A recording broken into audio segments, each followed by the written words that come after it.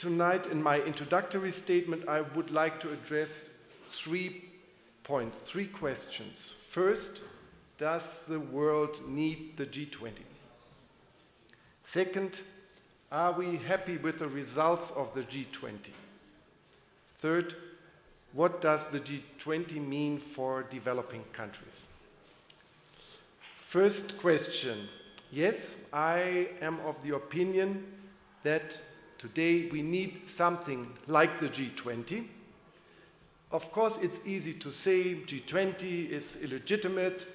It's a self-selected form of club governance, and everything should be negotiated and decided at the United Nations. The sad fact, however, is that the United Nations is not working properly. We have severe global governance gaps, deficiencies in this global system of regulating our global affairs. And as the world gets more and more interconnected, global problems and risks become more severe, amounting day by day. Just mention these terms here. We have the problem of social exclusion and poverty, climate change, transnational crime, fragile states, imbalances in the world economy, financial instability.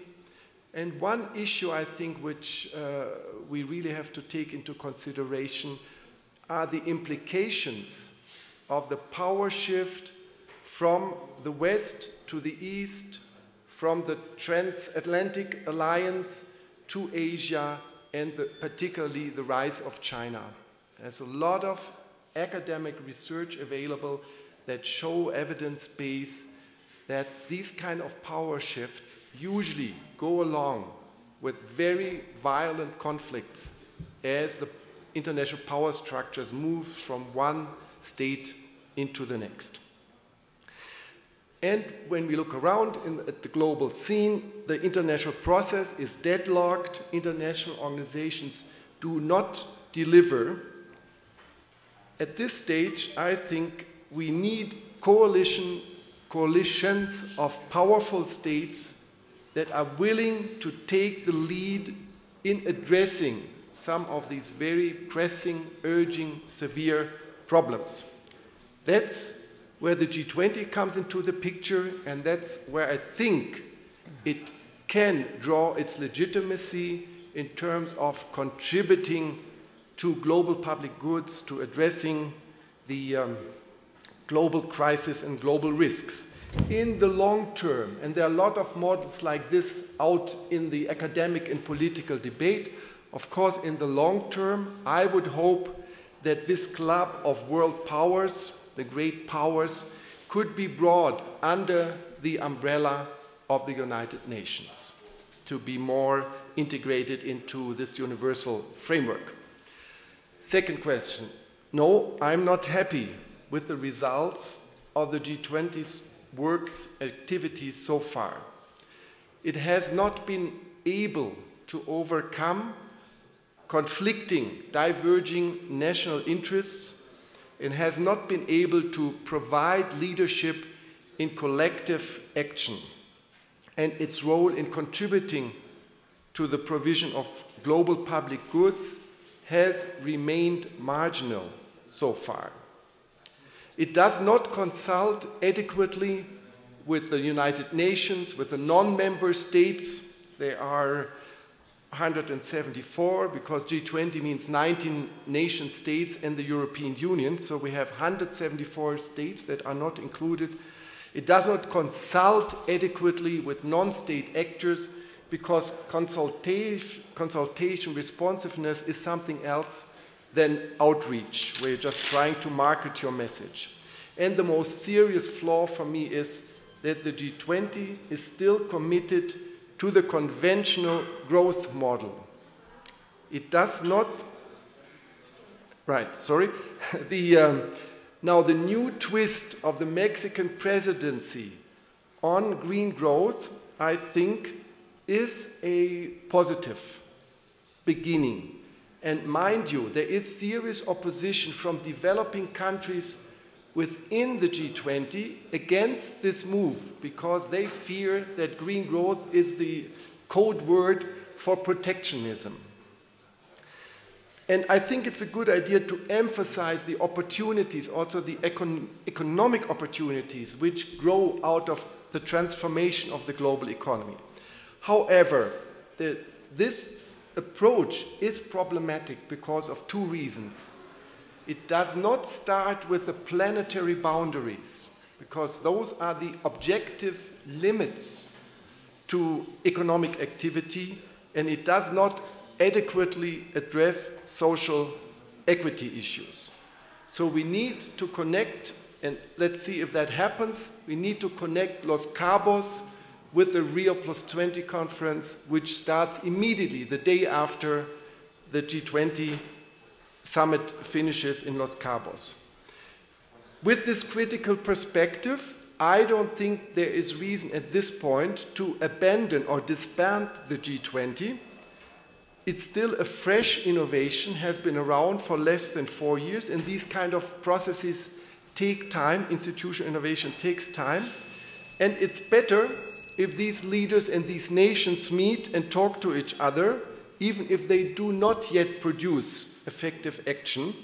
The alternative would be a world where particularly the conflict between China and the United States is growing and getting out of hand.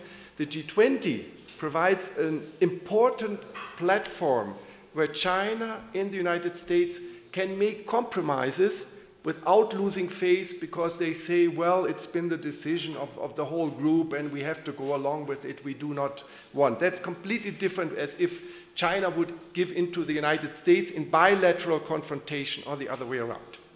Coming to my third point, Rodolfo? You are very yes. inside. So, what does the G20 mean for developing countries?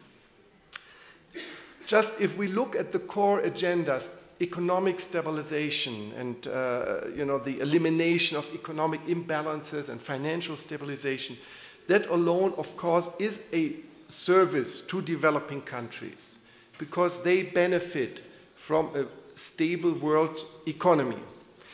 But the way it has happened is that particularly the rising powers within the G20 wanted to have a more explicit development agenda to sort of legitimize the existence of the G20 towards their fellow countries.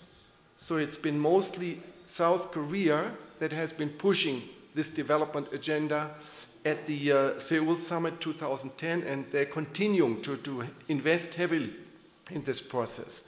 At the same time, don't ignore the fact that a lot of developing countries are addressing the G20. They see this as the new center, global power center, and we want action from them. They know going to the United Nations, well, that's wonderful, but it doesn't really get you anywhere. So they turn to the G20 and demand action on their problems and the regard of their interests. It's clear that the development agenda of the G20 is overburdened, but some interesting beginnings are visible here with regard to investment standards, food security, financial inclusion. I'm pretty sure that Nancy will go into more details here and have a more comprehensive assessment. I think that the G20 in the development area should not get involved in operational activities, leave that to other institutions, but that they look and work on the global regulatory frameworks with a clear perspective to have safeguards for developing countries, especially for low-income countries, for the least development countries included here, integrated into these global frameworks, for example, in the area of migration, investment code for transnational corporations, or in the area of commodity speculation. Then the G20 could promote the idea that we need new sources of finance for global development work. For example, with regard to green transformation and the adaptation to climate change. These are huge challenges, and nobody knows at this stage where the money will be coming to work on this. Here we can think about the financial transaction tax or a certain share of the revenues from auctioning off emission rights in the climate regime, for example, or taxes on the use of natural resources. So we see there is a lot to do for the G20, and I think you are in a good position to follow the preparatory process and then the summit itself to see if the G20 under the Mexican presidency moves forward in some credible steps in this area. Thank you for your attention.